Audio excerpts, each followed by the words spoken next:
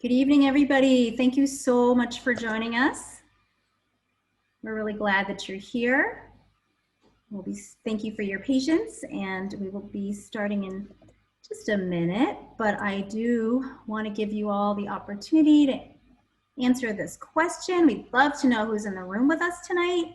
So if you could please type in the chat where you're joining from today and how many people are watching with you. It'd be great to hear who's here. Great, Ruth, thanks for coming in from Wheaton. Appreciate it. Ukrainian Village, wonderful. Thanks, Kate. So glad to have your voice here. Jefferson Park and Hyde Park, Lake Forest. Wow, Accra, Ghana. Crystal, thank you for joining us. Susan and Aurora, wonderful. Brian, welcome from North Lawndale.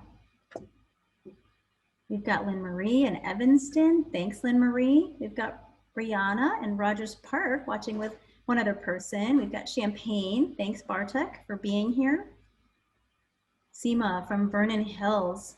Glad you're here tonight. Excellent. Evanston. Thanks, Nancy. Crystal is watching with Barbara. Thanks, Crystal. Rhonda and West Ridge. So we'll keep that going. Please continue to share if you haven't yet where you're coming in from so we get a sense of who all is with us. But in the meantime, I'll get us going. I know people are eager to watch this film and to have a great conversation. I know I am. So good evening.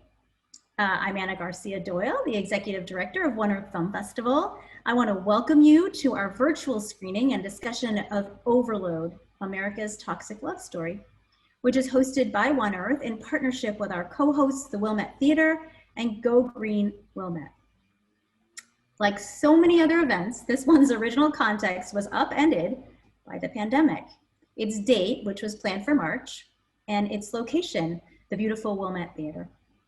We're glad to be able to finally proceed virtually this evening, and I would like to thank and acknowledge Wendy Sheridan of the Wilmette Theater, Beth Drucker of Go Green Wilmette, and their teams for their continued partnership over the years and for helping make tonight's event possible. I would now like to bring in Wendy to give her own brief welcome. Wendy.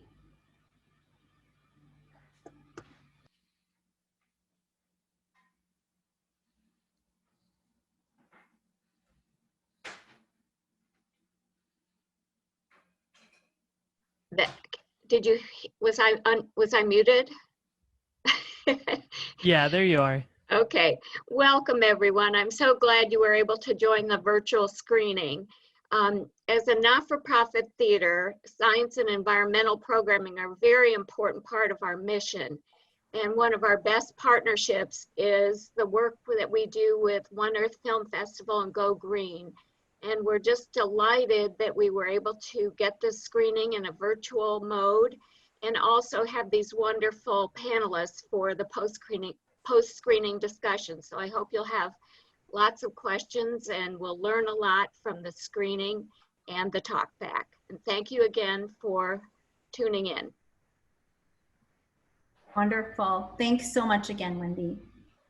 We anticipate that this evening will present rich opportunities for learning and provide a brave and safe space for critical conversation around issues that matter deeply at this time in our nation and in our world. This year's Festival 2020 theme was and is the power of we, reminding us in this pandemic and election year that we can make change for our planet, both individually and collectively. One Earth's mission is to utilize the power of film to spark awareness and action on issues of environment and topics intersected with environment, including social justice. One way that mission is perhaps reflected is in this quote. And some of you who've been with us all week have already heard me say this, but I'm hopeful that it is still something that resonates with you as it does with me. The quote is, "I've always wondered why somebody didn't do something about that, and then I realized I am somebody." So that's our invitation to you tonight, among other things, to realize that you are somebody and that you can do something. Our evening is going to take place in 4 parts. We're welcoming you now. Soon we're going to introduce you to some folks who will help us have a great discussion after the film. Right before we view the film, our AV lead, Garen, will share some quick Zoom basics, but for now, please know that we should all be muted unless we are called upon to speak, and that we will be using the chat for questions and discussion. Next, we will watch the film together via Zoom screen share feature, and we will have a facilitated discussion with our wonderful panelists about the film and its themes, including social and environmental justice. We'll end by sharing some concrete actions you can take to help in the topic areas of tonight's film and discussion provided by our panelists, as well as by action partners from Green Home Doula, Women's Voices for the Earth, and Go Green Wilmette. One last thing before we meet our facilitator and program participants. If you're active on social media, we would love if you could tell people that this is happening. I think it's a great opportunity always to amplify any community that's being built beyond the walls of that community and let people know about the community we're building here right now this evening. So now I would like to introduce Al Walker, our discussion facilitator for tonight. Our retired transportation, logistics, and engineering non-commissioned officer, Al Walker is the Windsor Park Evangelical Lutheran Church property team leader and a community garden steward. Al serves as a member of the Chicago Sustainability Leaders Network and is an advocate for community resiliency for underserved neighborhoods in the city of Chicago. We are so glad to have you here as our facilitator tonight, Al, and I'm going to hand it off to you. Thank you. Thanks, Anna. Good evening, everyone, and welcome. I'm very happy and privileged to have the opportunity to be your facilitator tonight, and we are going to have a very engaging and rewarding film viewing experience that you can take and move forward with some sustainable actions. In that particular vein, I would like to begin by framing our approach for this evening. So we will begin by unpacking issues of environmental sustainability, especially through a lens of personal and environmental health. As we live current movements, we reframe narratives around justice and environment. We look forward to a hopeful future. I am happy to be here tonight helping guide a conversation that attempts to spark and sustain actions for the protection of our one Earth and its people. With that said, we will have certain agreements that we will be guided by. The first one is approach the conversation with respect. Secondly, we want to put aside our preconceptions. Thirdly, we want you to internalize what you learn. And then fourth, we want you to acknowledge your privilege.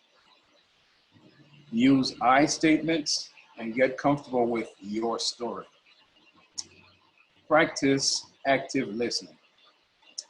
And finally, there is only one mic, and we must make sure that we respect that fact and use it one at a time. As the old choir reference used to say when I was growing up in church, we can all sing together, we can't all talk together. So all will be muted unless you're called on to speak. So let's quickly get a further sense of who's in the room this evening. Some of you have already said where you're joining us from tonight, but can you tell us why you're joining us at this virtual screen? Please share your responses in the chat, and we look forward to participation.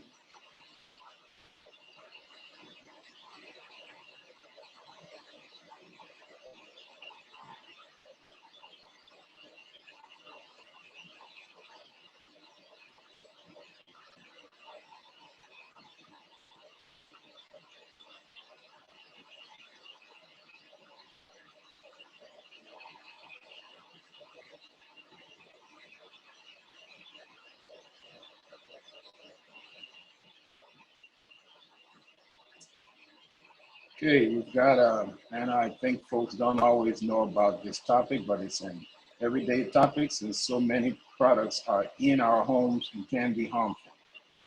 From Deb, joining from Berwyn, I love docs and always have multiple chemical sensitivities / environmental illnesses.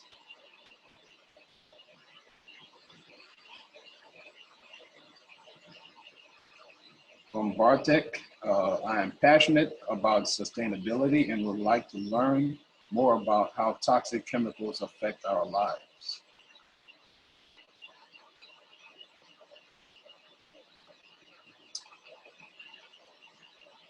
From Christine, concerned about how many chemicals are floating around everywhere and in our households. From Beth, not everyone understands the environmental impact of all those products we use every day. And from Marion, we are here because we want to help teach others about alternatives to toxic products that are all too easy to use. And from Ruth, I want to have less chemicals in my body and make sure I'm not putting others in danger. And I want to encourage manufacturers to use safer formulations and stop supporting ones who don't. All right, thanks everyone. Great. Now on to preparing to watch the film. We often watch movies and then walk out of the theater without really reflecting on what we've seen, how we felt about it, or what implication it has for our lives. Tonight, we plan to have a rich, thought-provoking dialogue, sparked by Overload, joined by a knowledgeable, committed group of panelists. So we invite you, while watching the film and participating in the dialogue, to consider what you've learned and how you might personally and collectively support the well-being of our lives, neighbors, and neighborhoods amidst the environmental and social justice challenges of our times.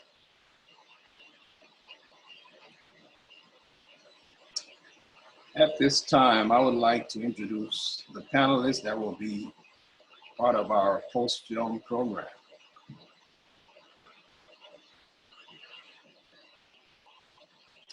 We have Dr. Susan Buchanan. She is a clinical associate professor of environmental and occupational health sciences at the University of Illinois at Chicago School of Public Health.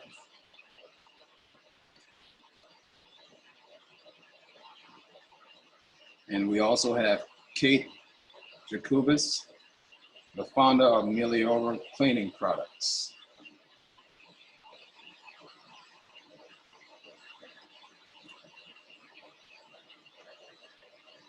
Now I would like to introduce the film Overload, America's Toxic Love Story, which will be immediately preceded by a 3-minute short film called Green Gone. This film was written and produced by our next generation of environmental filmmakers, a group of middle schoolers, Tess Moretti Hill, Gabriel Jeffers, Mahia Dunn, and Keanu Firth. Green Gone was an honorable mention winner in One Earth Film Festival's 2020 Young Filmmakers Contest. And the young filmmakers attended Maui Huliau Foundation's filmmaking classes in Maui, Hawaii. After Green Gone, our feature film, we will watch the feature film, which was released in 2019 and is approximately 68 minutes long. Our feature is Overload. In Overload, America's Toxic Love Story, Soozie Eastman learns that hundreds of synthetics toxins are now found in every baby born in America, and the government and chemical corporations are doing little to protect citizens and consumers. With guidance from world-renowned physicians and environmental leaders, interviews from scientists and politicians, and stories of everyday Americans, Soozie uncovers how we got to be so overloaded with chemicals, and if there is anything we can do to take control of our exposure.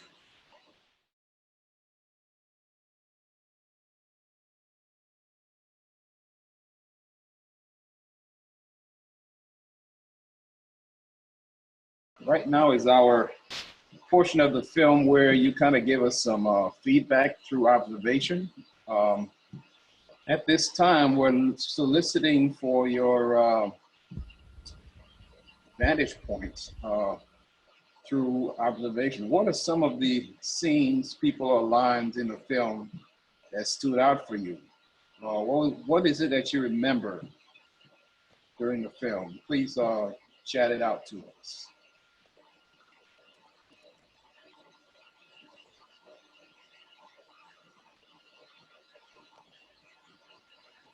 So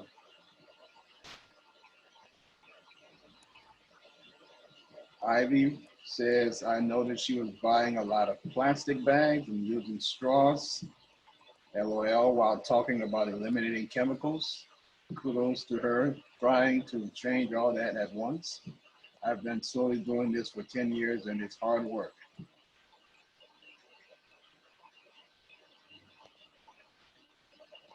Kate says, so much broccoli.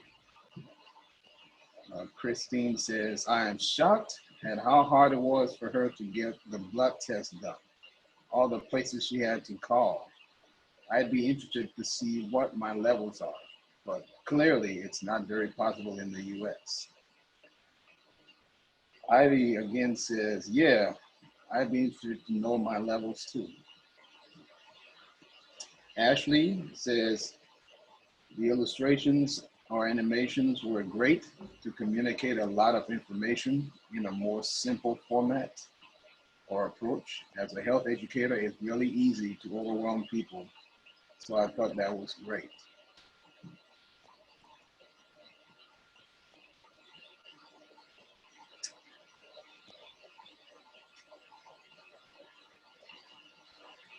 Also from Susan, all the plastic fruit and containers, depressing.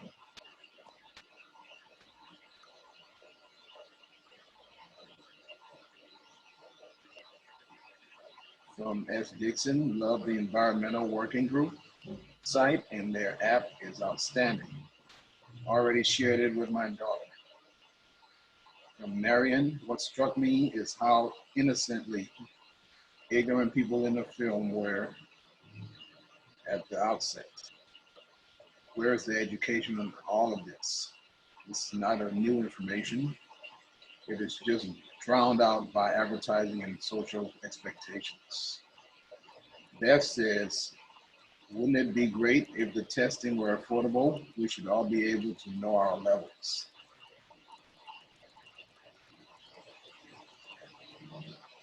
And we have a question in the chat from Jen. What was the app for checking product barcodes?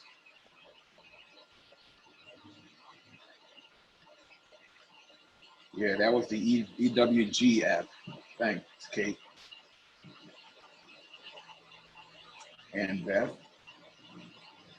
And F. Dixon also says, the guy spraying pesticides really got to me because I'm fighting a similar situation in my neighborhood. Suggestions, anyone?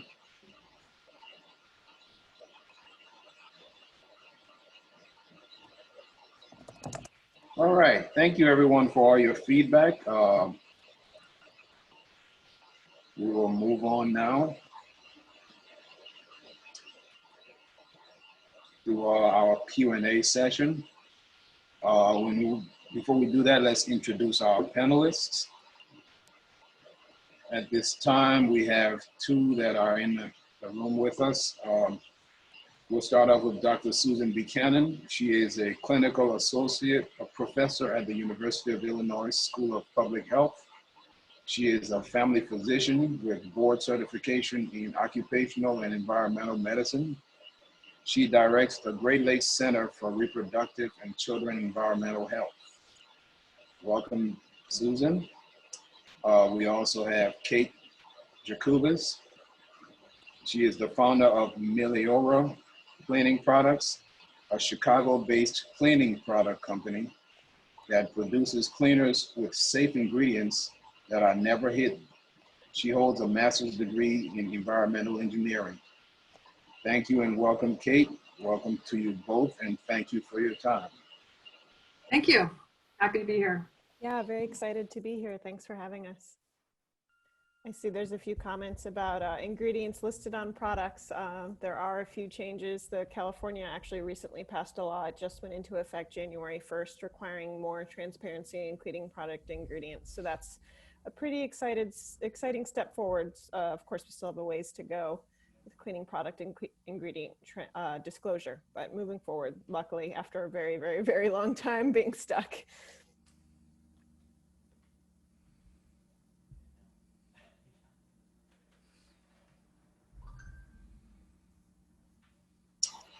Okay, do we have any other questions in the chat?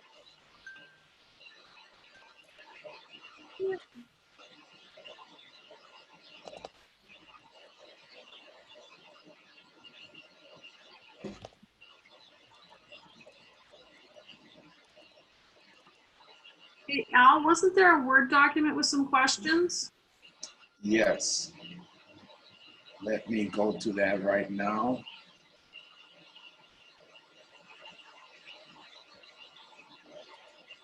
So for Kate, how would you say the approach to product development practices are now as compared to what they were in the future, or what they were in the past?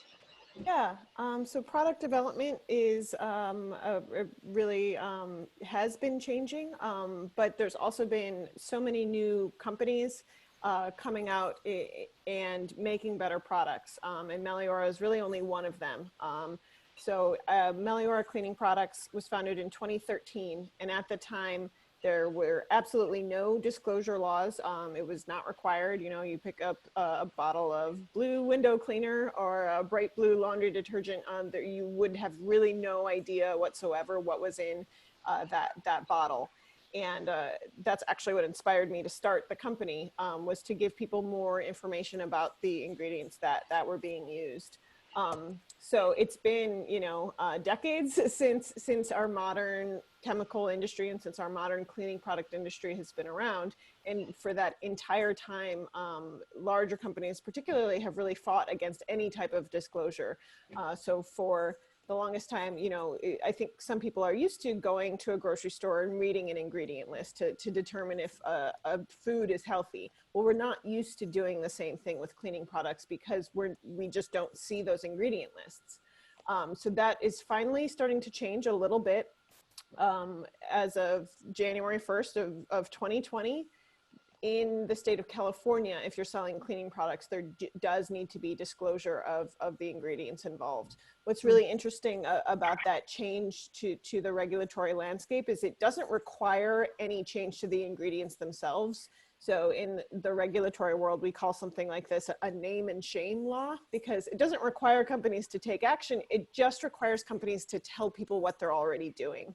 And what's so fascinating about what happens when these name and shame laws come out, the result is that companies do change what they do, because it turns out that the whole time, you know, that they've been saying, oh, you know, everything we make is fine, no more questions. Everything we make is safe, no more questions. When you say like, okay, but really, you know, what ingredients are in this product, all of a sudden that's time to reformulate. That's the time to go back and say, oh, maybe this fragrance does need to change, or maybe this ingredient does need to be decreased. So laws like that do require transparency, again, even if they don't require change, more transparency in the industry is better, because it allows third parties, even like the Environmental Working Group, which was brought up several times in the film, even if ordinary everyday people aren't doing all of that research to understand every ingredient, it does allow third parties like EWG to provide more accurate ratings and to do better reporting really on what's out there. So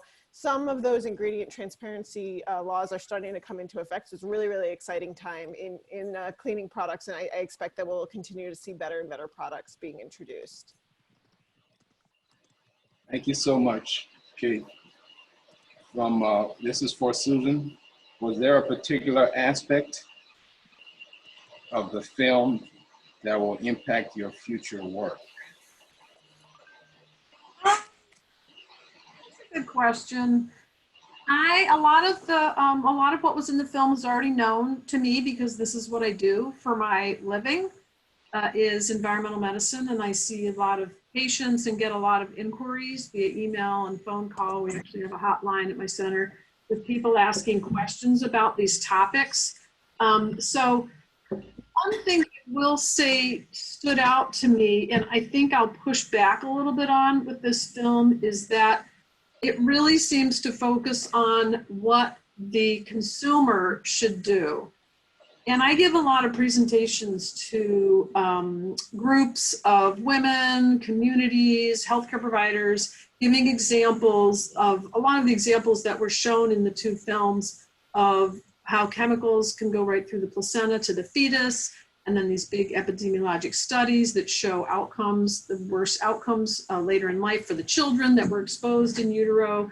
And we go over BPA and personal care products and endocrine disruptors, and people get panicked and say, well, what can I do?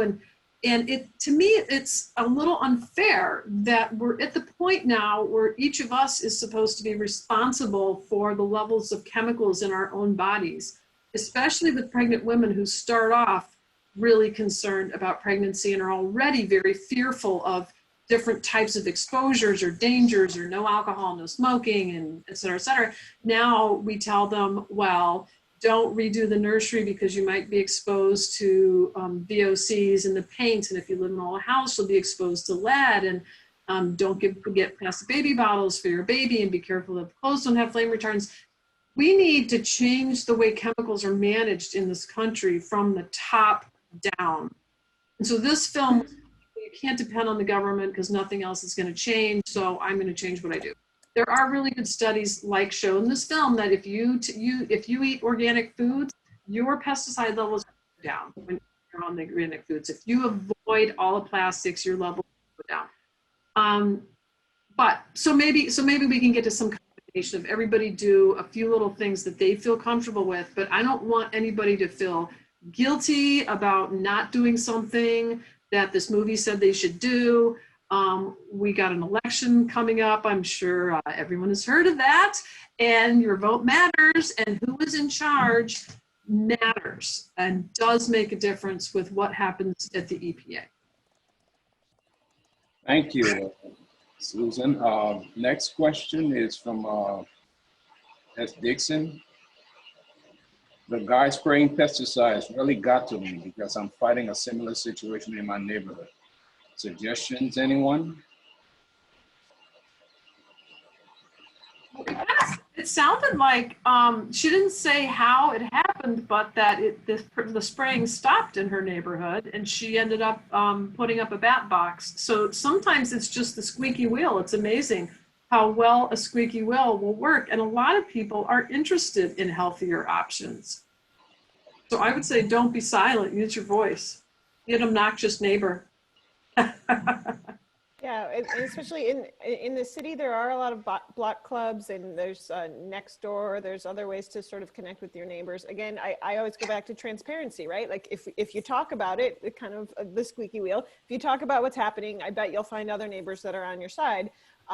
You can hopefully get, people on board with the idea of thinking about how you do pest control in your neighborhood.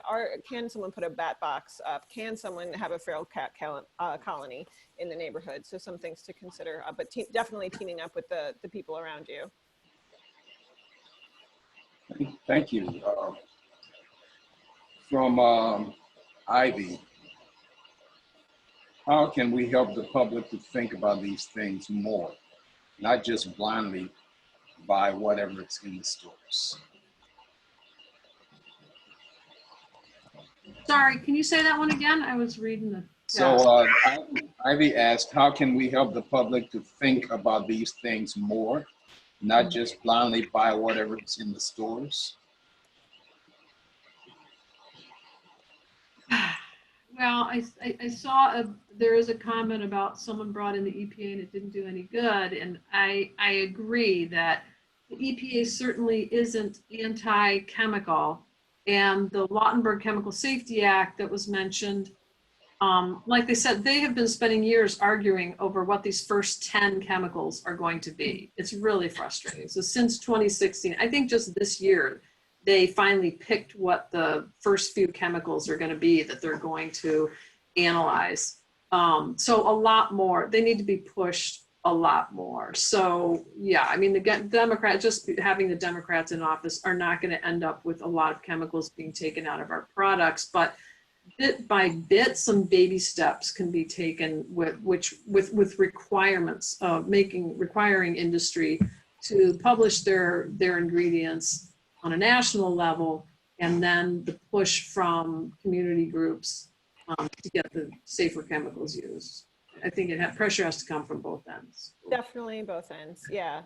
You know, it's hard to say how do you control people's choices? There's kind of a few ways to do it. One is by regulation, because if we can have better regulations, that does make better products available to everyone. Unfortunately, I think the way the question is phrased, how do you force someone to think about something? I don't think you can. You know, good luck if you let me know if you figure that one out. But, you know, we can guide people to making better decisions by peer pressure, right? We can make, Patagonia is one of the coolest brands out there, and they also happen to be one of the most eco-friendly. So finding those companies that are doing the right thing and making them popular, peer pressure totally works. So that's one way that we can guide people towards making better choices as well. And from Crystal in the chat,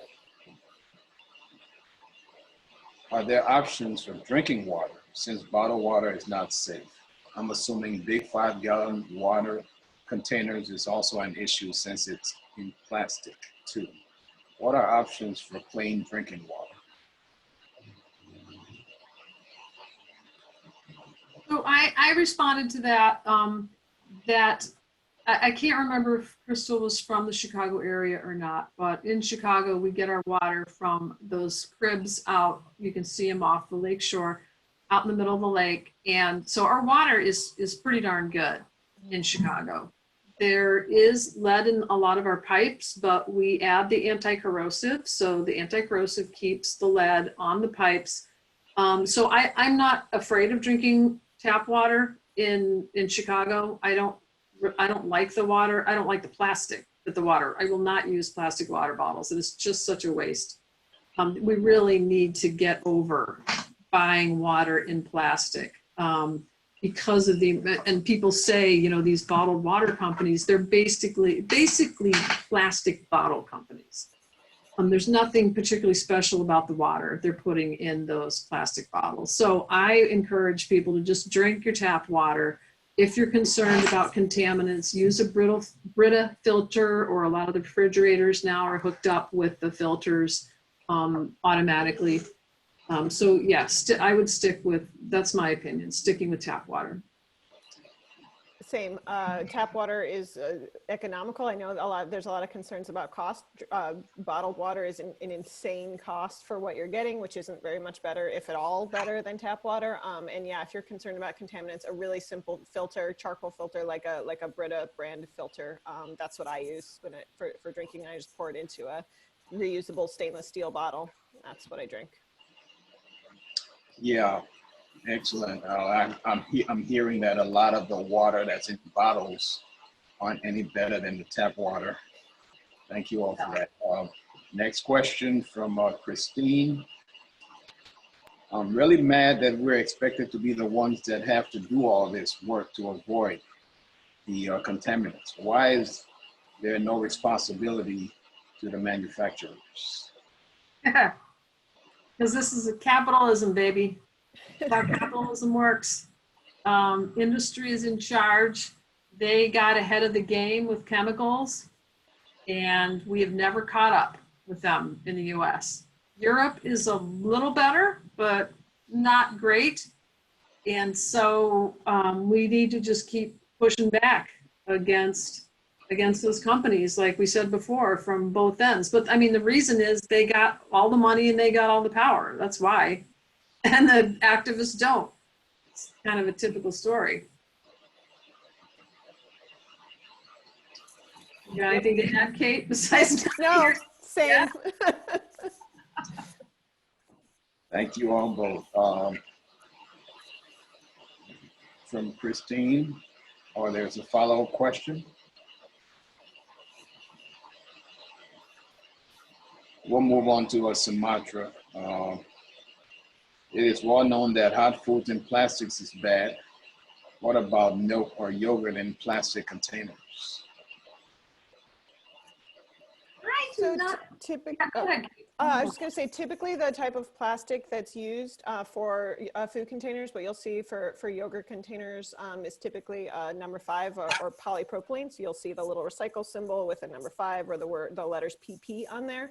That particular type of plastic does use either 0 or perhaps a lot less of the plasticizers like the BPA that we see that cause the greatest concern from a health perspective.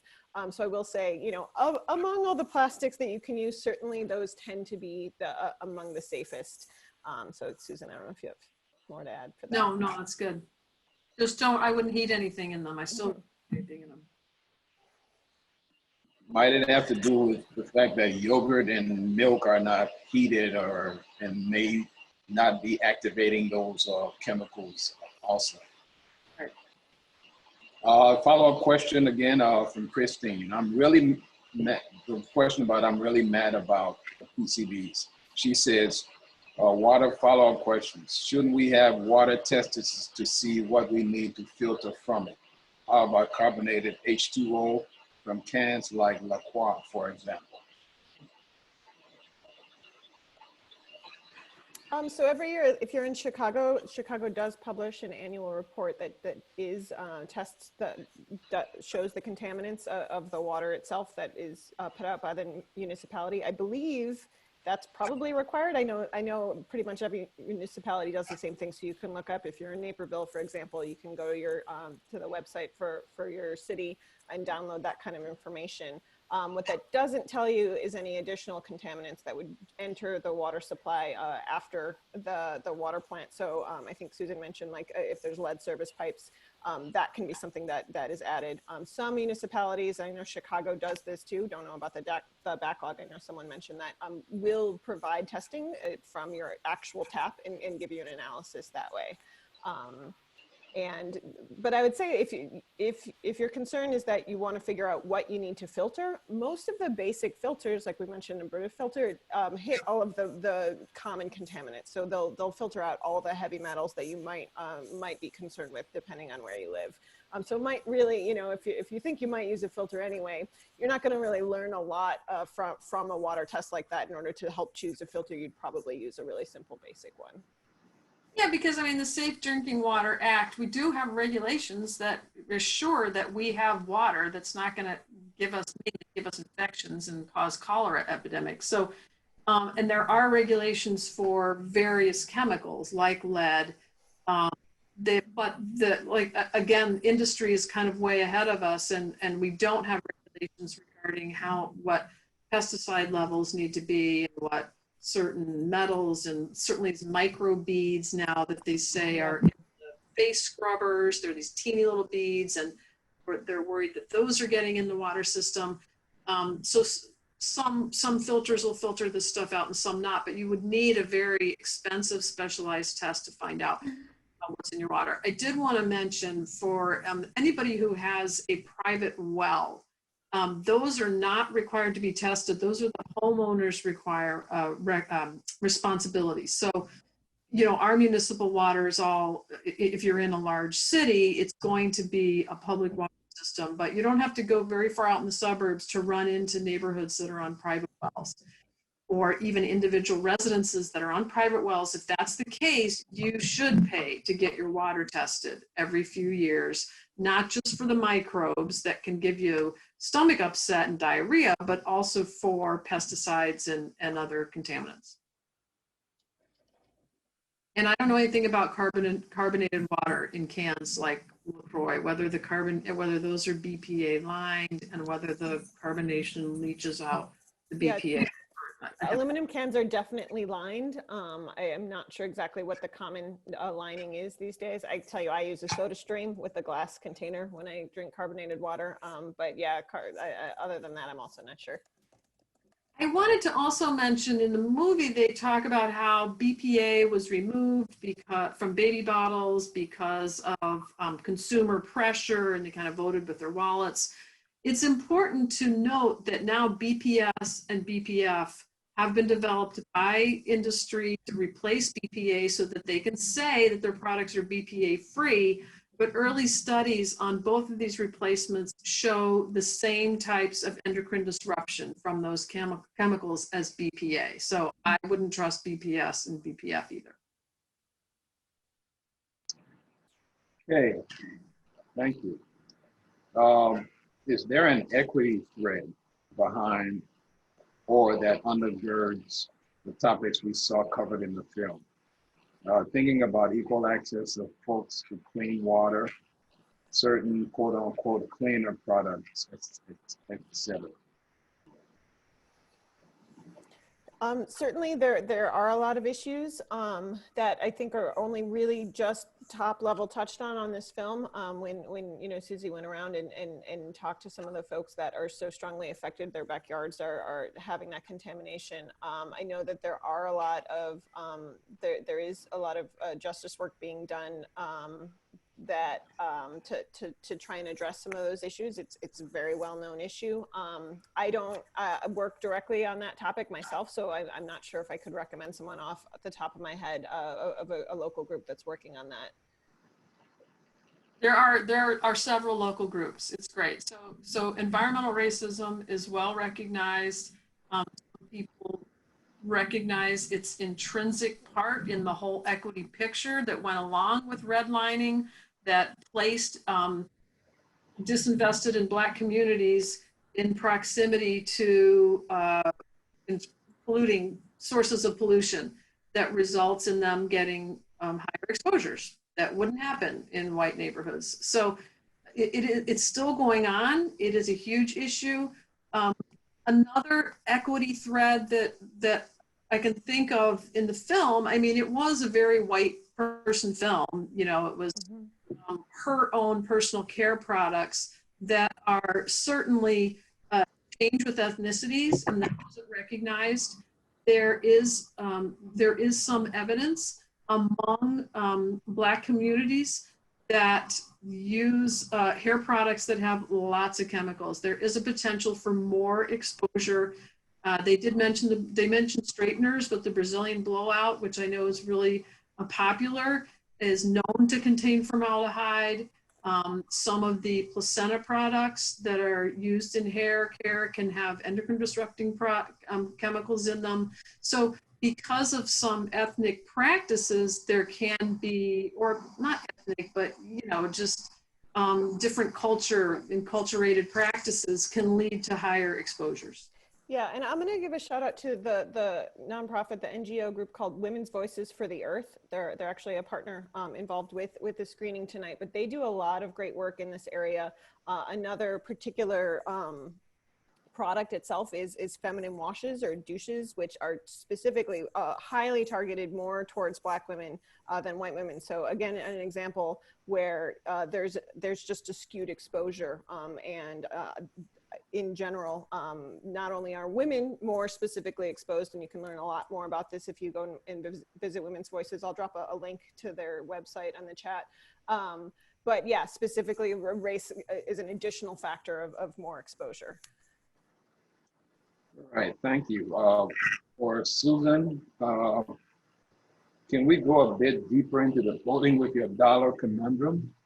With the market being the final step in a large series of decisions along the supply chain, do consumer decisions make a dent? Oh, yeah, I mean, they really did make a dent with the BPA. I mean, that was a really good example of, and environmentalists purposely chose baby bottles to focus on.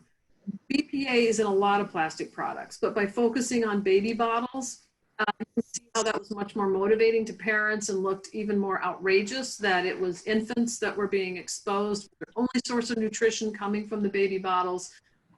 So it really worked. And it took, I actually don't know how long it took, but eventually, little by little, you know, city of Chicago, like outlaw the BPA baby bottles. It's like kind of a weird vote for the aldermen to take, but they did. They're like, nope, we're not selling them. We're not distributing. City of Chicago can no longer sell baby bottles with BPA. And that was, I forget how long, it was about probably 10 years ago now. That was purely activists. That was from environmental activism.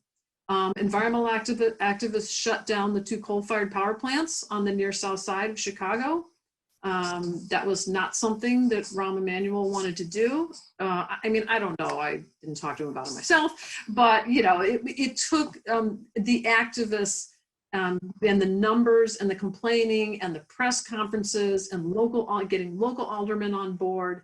And they finally pressured those 2 plants to close, which is fantastic. I mean, coal-fired power plants, as many of us know, need to go away completely with this next generation. No more burning coal. And to have those 2 right in the middle of the city of Chicago on the near south side was just shameful. So that was, like I said, pure resident activists, resident groups, Little Village Environmental Justice Organization. There's another group in Pilsen. So there are several environmental justice environmental justice organizations exist in every city. So if people want to get involved, they're definitely there. Yeah, I'd also like to add, you know, it's hard to say sometimes, oh, you know, we're trying to vote with our dollars, and it's frustrating, right? Because sometimes it feels like maybe it doesn't have an effect. I can tell you specifically firsthand, based on my own experience, activism does have an effect. If you think about, if you're focusing only on a large company like Procter & Gamble, who's the makers of Tide laundry detergent, for example, it's very hard to see any motion there, right? It doesn't feel like that company has really made any progress. But what does happen in the marketplace is new entrants and companies that are entering and addressing these consumer concerns. Then what happens is the larger companies do start to pay attention, because when they start to lose market share to products and companies that are meeting the consumer demand for safer products, that's when things will really change. And specifically Meliora, my own company, we started the very first slide in the business plan presentation of the original business plan was the Women's Voices for the Earth campaign against Tide to get them to reduce the amount of 1,4-dioxane, which is a contaminant in the laundry detergent. So I literally use that as an example to say, look, there are people that care about this. There are people that want to buy safer products, that are having trouble finding safer products. I think there's a business opportunity here. And I think if there are safe products that are offered at a reasonable price, that are accessible to people, that's a real opportunity to fulfill this need that people are really looking for safer products. So when you vote with your dollars, when you're yelling, when you're having a campaign, when you're tweeting at a company asking them, why do you have this ingredient in there? Other companies are paying attention, and by being loud, you're giving companies an opportunity to either change or get out of the way. So please keep doing that. Thank you. A question from Wendy in the chat, and she says maybe for Kate, can you talk about how to detox? Well, I'm not a detox expert. I think the one of the points of the film that was really, really important and a good takeaway for me is that one of the easiest, best way to avoid having these contaminants is just not to get them in our system in the first place, right? So trying to avoid kind of a reduce, reuse, recycle approach to toxic exposures, right? Reduce your exposure. Maybe you don't need to wear makeup every day. And even if you haven't switched to safer cosmetics, that's one way to reduce your exposure. I'm gonna be honest, I run a cleaning product company. You don't need to clean your house maybe as often as you think you might want to, in non-pandemic times, a couple wipes down is gonna be fine. You don't need to overexpose yourself to a lot of these products. So just simply reducing it is kind of the first step. If it's not there in the first place, you don't have to get it out. But our bodies, and I'm sure Dr. Buchanan can speak more on this, our bodies are designed to flush out toxins, right? You've got your liver, you've got a whole system. And so I think the part of the film about, you know, eating the broccoli and sweating it out, like that's supporting our own natural systems. And it will take a few years depending on how the contaminant is stored, whether it's, you know, in your lipids and the oil parts or how, you know, exactly where it's stored in the body. But yeah, just trying to avoid it in the first place is really important. But I think a lot of the fad sort of detox things, really the best thing you can do is just support your natural systems in your own body. I would say I wanted to address that detox. Sorry, I was typing in an answer. Let me fill this out, finish this out. I am not an expert on detoxification, and I don't know anything about it. It is not something that is addressed in the environmental health scientific literature. There are maybe reasons. Well, no, I actually don't know why it's not addressed in the scientific literature. I think there may be a thought that it doesn't work. I thought the film was not as straightforward as it could have been about whether the detox the month worked or not. I couldn't tell. When I first listened to this or watched this movie, I was only listening to it, so I couldn't see the graphics. And if you only listen to it, you can't tell whether this doctor is saying whether it went down, her levels went down from the very beginning, or just from that month of detox. And I suspect it was because they didn't go down that much because of the month of detox, because I haven't seen really good scientific evidence about that you can actually draw things out of your body faster by what you eat or by sweating. I haven't seen it. But we do know that we're learning a lot more about the gut microbiome and your general health. So it's very possible, eating broccoli 5 to 6 times a day is going to get your gut moving, is going to make you feel great, and probably has antioxidant, you know, it's great. I'm sure it's great for you. So that's what I have to say about detox, which I think is not very helpful of me. But I noticed that the doc in Cincinnati was a functional medicine doc, which is a term I just learned in the last month. He's right there at the Cleveland Clinic. So I think it is a new area where, and I just found, I was working with the patient, finding them a referral to a doctor in Rockford who is known for functional medicine.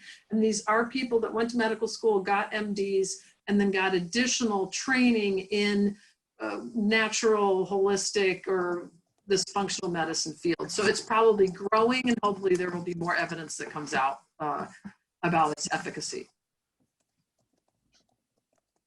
Okay, a voting question here.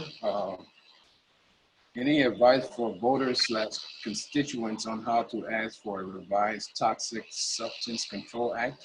A lot of these issues stem from that outdated act. We need a new approach.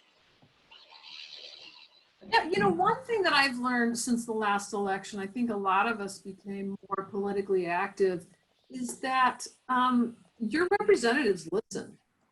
And this is not since the last election, but involved in my work. There's a big grant I'm involved with in this national network of people who are grant recipients.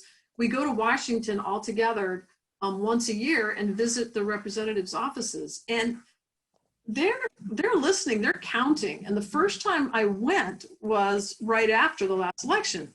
And I had been in the habit of calling them almost every day after that election. And so I knew some of their voices. So I got to meet them right in Washington behind the desk. There were still tons of people calling, because this was like in February, right after the inauguration. And so they're constantly on the phone. And I said, so does that matter? I mean, they're like, oh yeah, they are filling out a form for every call. They are counting them. It definitely has an effect to call your own representatives when they're home locally, or if they're state or local or county commissioners or whatever. Ask to meet with them in person. They will. You know, I've met with my state senator. I'm like, what do you think about this? Here's what I think. You know, they will do that. And especially if you get a group together, that's their job, is to listen to people. So I think people should take advantage of that more often. You know, they love to listen to people because they want your vote. So, and to use that as a way to demand, you got to do something about Tosca with this chemicals, you know, and say, I expect you to, and I'm going to be watching what you do on this, and I'll be keeping it in mind next time you run. Yeah, absolutely. Same thing. I've been able to visit in the offices of my elected reps in the same way, and they do listen and they do take a lot of calls. And so in general, you know, just call them up, tell them, listen, I'm worried about this particular act. I think it's outdated. And that's a general thing that they'll kind of register as like, okay, you know, of our constituents, we have these concerns that have been raised. The other thing is to find a specific example. So if there's existing legislation, a lot of times the best opportunity for that is actually at the state level, because federal legislation can move really slowly.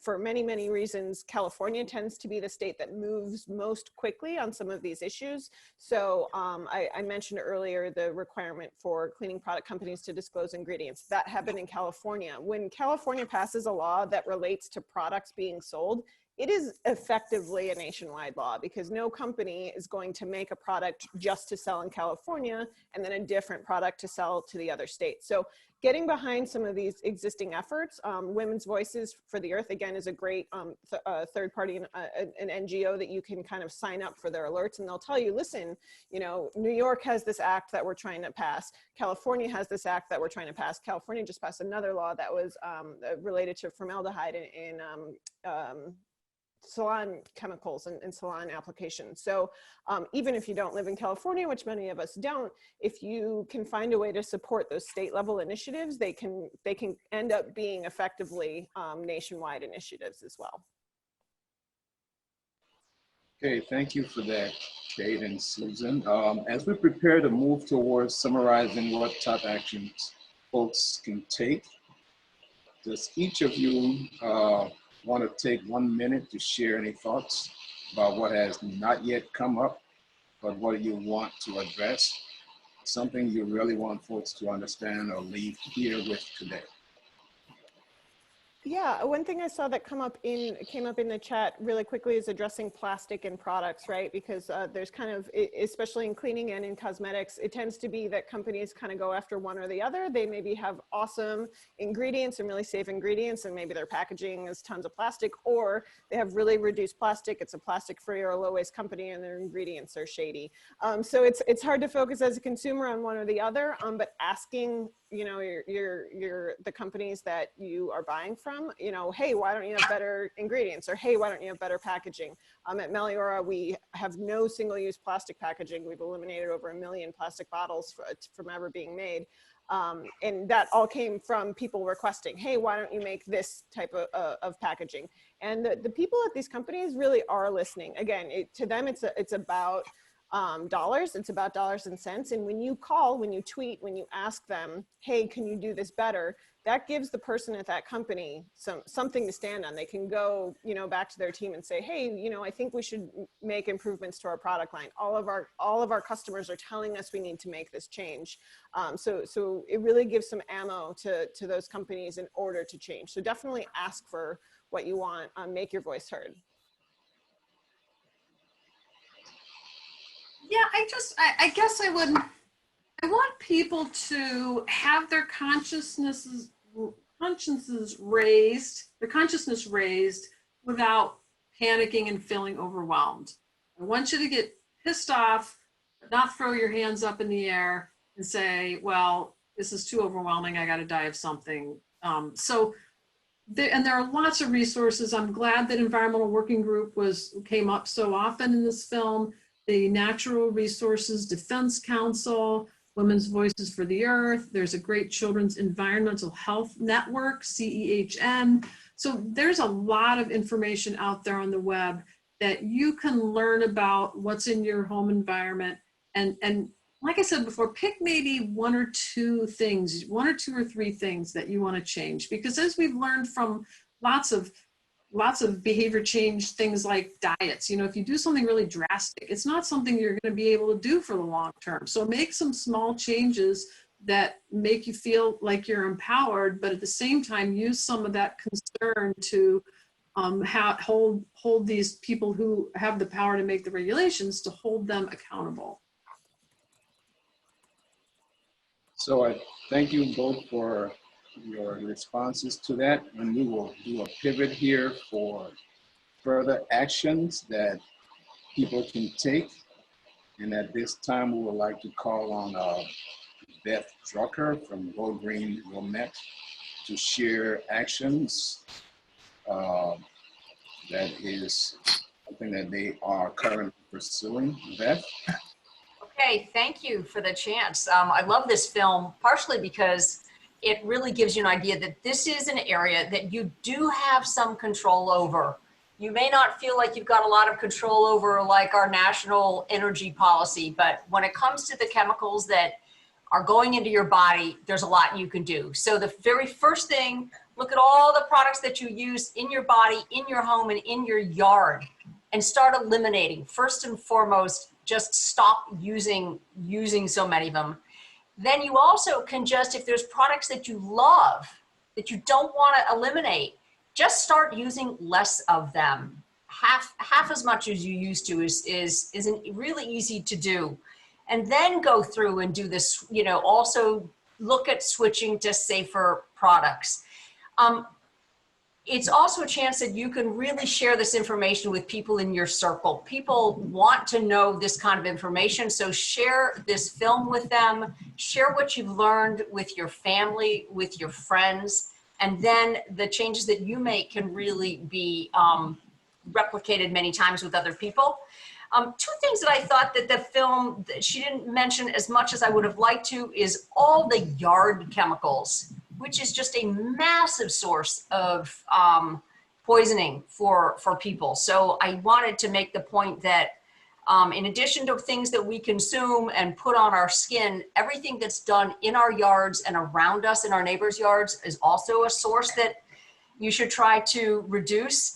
And also just fragrances as being something that's really concerning. She didn't hit on fragrances as much as I would have liked to. But I would just encourage everyone to take some steps that work for them and share what you're doing. Use social media. Let people know what you're up to, because they're going to appreciate what you've learned and that you've wanted to share it with them. Thank you, Beth. And just going through the other two actions here, always read the ingredients label on your cleaning products every time you buy them. If you don't understand the ingredients, what they do or may do to you, or don't see a list of ingredients, contact the company that makes the product. That always helps. And thirdly, vote. Bottom line, additional actions that can be taken. So we will move on and call on our next participant, Erin Hersher from Women's Voices for the Planet and Green Home Doula, to share actions with us. Erin? Hi, both Kate and Susan mentioned Women's Voices for the Earth, and tonight I'm their local representative. And on the fourth slide, or on the Take More Action slide, the number 4 action is to please consider joining Women's Voices for the Earth's national action group called PAC, which is People Against Quats. And quats are a class of chemicals that include ammonium chloride in their names. They're found in disinfecting products like Clorox wipes, and they're pesticides that are linked to several health issues. And children across our country are being exposed to these pesticides by using wipes like Clorox wipes several times a day in their classrooms. And there are multiple alternative disinfecting products available that use things like alcohol or thymol or hydrogen peroxide that are just as effective at killing these viruses without the harmful effects. So if you take a look at the 2 links on these slides, you can take more action, or you can go to womensvoices.org for more information.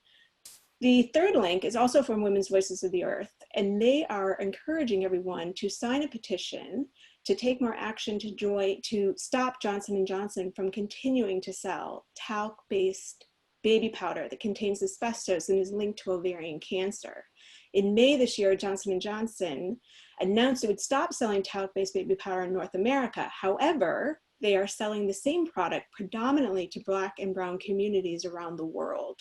And Women's Voices for the Earth and over 200 organizations around the world have joined Black Women for Wellness in demanding that Johnson & Johnson can commit to removing talc-based baby powder from the global market.